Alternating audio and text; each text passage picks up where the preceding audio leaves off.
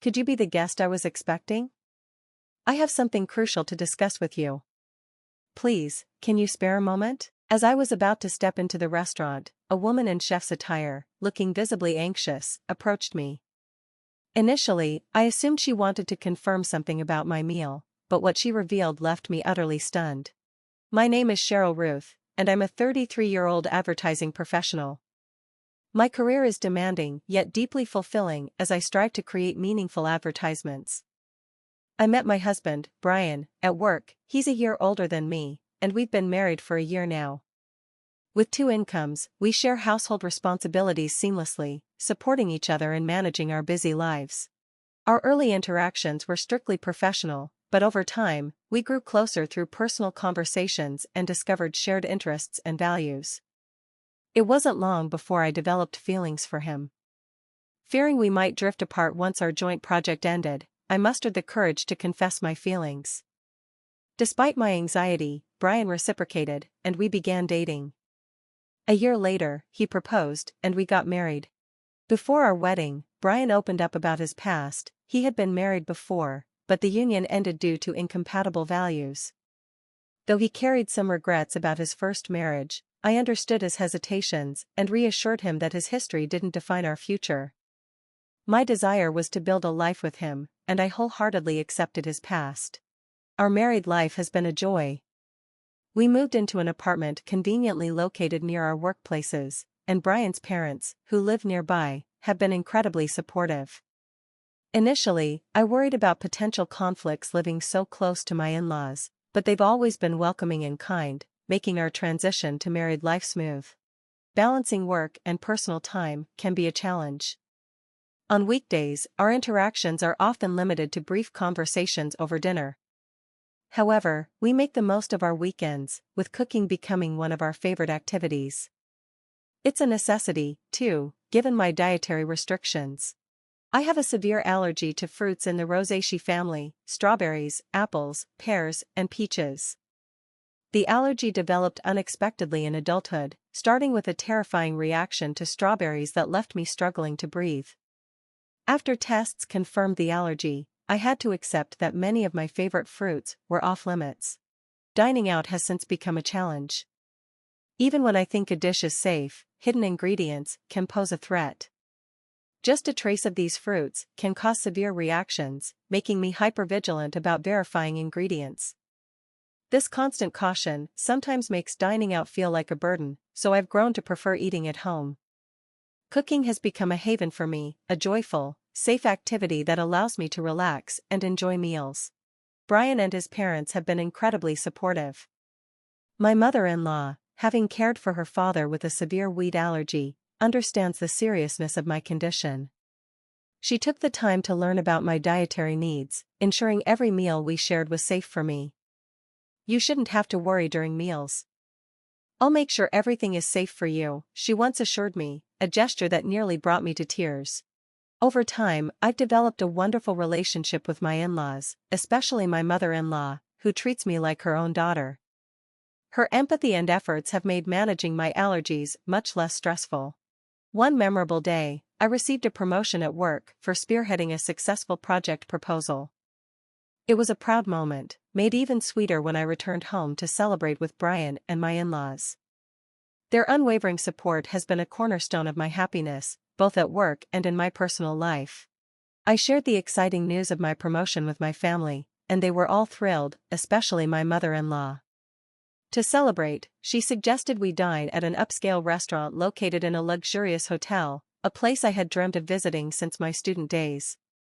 Though excited, I hesitated. The restaurant's grandeur, coupled with my dietary restrictions, made me uneasy. "You don't have to hold back, it's such a joyous occasion. Let me treat you," she insisted, her excitement evident. Her enthusiasm warmed my heart, but my concerns lingered. Before my allergy diagnosis, I had browsed the restaurant's website and fantasized about trying their famous fruit-filled tart. Unfortunately, the restaurant frequently used fruits from the Rosaceae family in their dishes, which made me nervous. In the past, we always informed staff of my allergies in advance, but I couldn't shake the guilt of asking for special accommodations. We typically chose restaurants that rarely used such fruits to avoid any risk.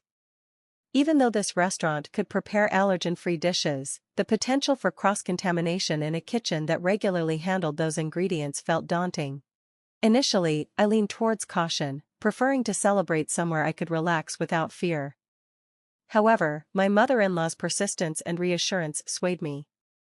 "Don't worry, I'll let them know about your allergies when I make the reservation. I also happen to know someone there, they'll take extra care of us," she said confidently. Her connection to the restaurant surprised me, as she'd never mentioned it before. Coupled with her thoughtful approach, I began to feel more at ease. When I discussed it with my husband, he was just as surprised by her connection, but reassured knowing they'd be well informed. "It's a celebration of your success, make sure to enjoy yourself," he encouraged with a smile.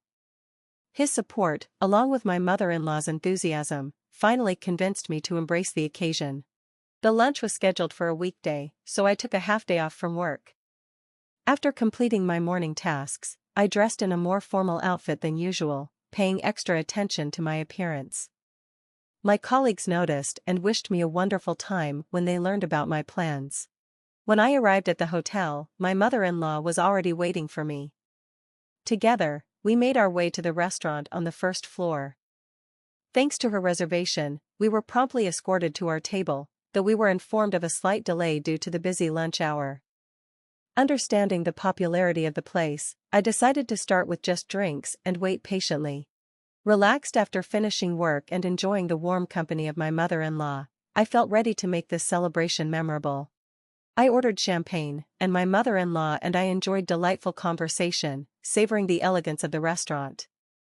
The ambience, paired with the superior taste of the champagne, heightened my spirits. Although I'd had champagne before, the glass I sipped that day felt special, perhaps because of the celebration or the allure of finally being in a place I had admired for years. As we chatted, the tantalizing dishes being served to nearby tables only added to my anticipation for our meal. However, just as I began to settle into the moment, my phone rang from inside my bag. I hadn't turned it off, and seeing it was a call from work, a sudden wave of sobriety replaced my joy. Worried it might be urgent, I excused myself and stepped outside the restaurant to take the call in private, ensuring I could address any sensitive matters without disruption. Thankfully, the issue was minor. My colleague needed clarification on a document I had submitted earlier. Relieved it wasn't an error, I quickly provided the answers they needed. Just as I was about to hang up, an unfamiliar woman approached me. "Excuse me, are you the customer who made the reservation for today's meal?" she asked, dressed as a chef. She looked rushed and slightly breathless, her expression laden with concern. Puzzled by her presence outside the kitchen during such a busy time, I nodded cautiously. Her next words sent a chill down my spine. "It's dangerous to return to the restaurant now. Please leave the hotel immediately and ensure your safety." Her intense demeanor and urgent tone left me stunned. Though I tried to seek further explanation, her insistence and the gravity of her warning made my blood run cold. Without fully understanding the situation but sensing genuine danger, I hailed a taxi and headed home. That evening, my phone rang again. It was my mother-in-law, and to my surprise, her tone was sharp and furious, unlike anything I had encountered from her before. "You just left without a word. Don't you have any manners? What kind of upbringing did you have?" she chastised, her voice dripping with anger. She was clearly embarrassed and upset that I had left abruptly, leaving her to handle the reserved special course alone. Her harsh words stung, and I realized the gravity of the misunderstanding. Yet what shocked me most was her lack of concern for my sudden departure. Instead of worrying about my well-being, she berated me relentlessly. "You've been silent this whole time. Don't you realize how wrong you were? You're not fit to be my son's wife," she raged. Her tirade even extended to criticizing my parents and how they had raised me. When she finally paused, I gathered the courage to speak. "You told me you informed the restaurant about my allergies when you made the reservation so I could relax. But the restaurant wasn't aware of my allergies. What happened?" Her silence was deafening. The truth was that the meal prepared for us that day contained ingredients I was severely allergic to, not only in the dessert but also in the main courses, hidden in marinades and sauces. The woman who approached me outside the restaurant had taken the reservation call from my mother-in-law and confirmed that no mention of my allergies had been made. She had noticed the allergy badge on my bag and decided to check on me just in case. If she hadn't warned me, I would have unknowingly consumed the food and suffered a severe allergic reaction. But the real revelation came next. The chef revealed that she was my husband's ex-wife, now working under the name Julia. Recognizing my mother-in-law and realizing I was her son's new wife, she intervened out of concern. Julia shared that my mother-in-law was notorious for her harsh behavior. During her marriage, Julia had lived with my husband's parents and endured relentless criticism from my mother-in-law, particularly when my husband or father-in-law wasn't around.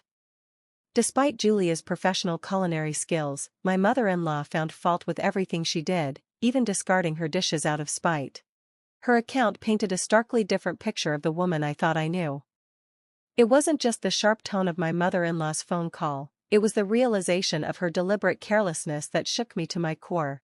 I had always seen my mother-in-law as a gentle and kind woman, but the events that unfolded revealed a very different side of her. The hostility she exhibited, hidden beneath a polished facade, forced me to reconsider the dynamics of my new family and how I should navigate these relationships going forward. Her true nature became more apparent as I uncovered her troubling history with Brian's ex-wife, Julia. After transitioning to a full-time housewife, Julia found herself financially dependent and under her mother-in-law's constant scrutiny. Trapped, isolated, and without evidence of her mistreatment, Julia eventually sought escape through divorce. Despite her lack of work experience, she leveraged her culinary training to build a career, rising through the ranks to become a skilled chef. However, her past resurfaced when my mother-in-law discovered her workplace and began demanding discounts under the guise of their connection.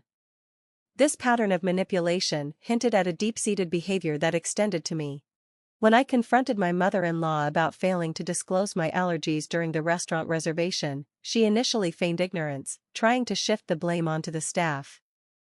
However, the restaurant's policy of recording calls meant her lie was easily exposed.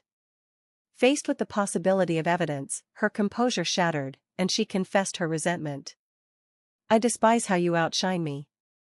You deserve some pain," she admitted, her words cutting deeply. This shocking revelation made it clear that her envy had driven her to put my life at risk. To address the situation, I decided to involve my family and Brian. In the presence of my parents, we confronted her with the recorded evidence.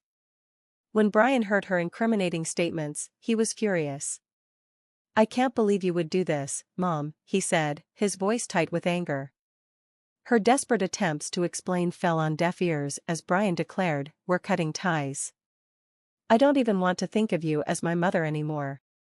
The fallout was swift. Brian informed his father, who was equally enraged and decided to separate from her. Left with no support system, she was evicted from their home. Her husband, showing a final act of pity, paid for a small apartment's first month's rent and told her to fend for herself. However, she continued to cling to us, even barging into our house one day to demand money. Brian firmly sent her away, making it clear she was no longer welcome in our lives.